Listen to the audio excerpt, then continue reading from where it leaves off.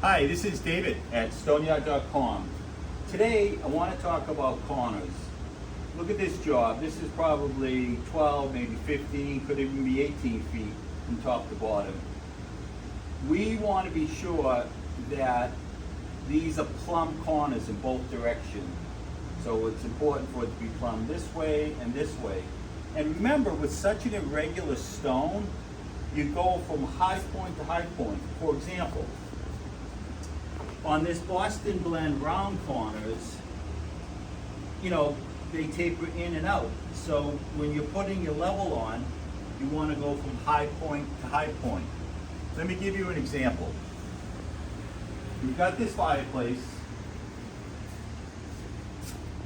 If we check what the mason did when he installed this, I got it on the hard stone, and then I'm plumbing up my line. Okay.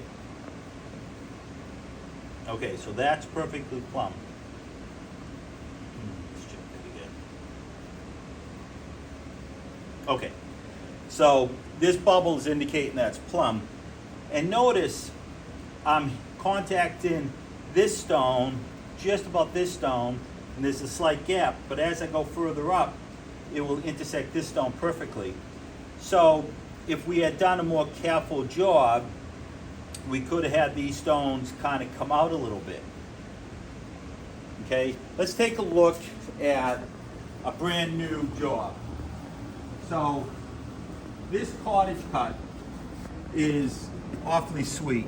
And so I just set this piece, and this piece, and they're dry set. So they're not mudded up.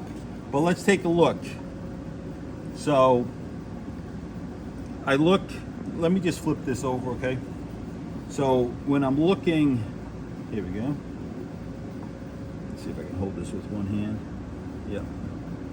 Okay, so now it's reading plumb, but notice it's contacting here and here, but I've got a gap here.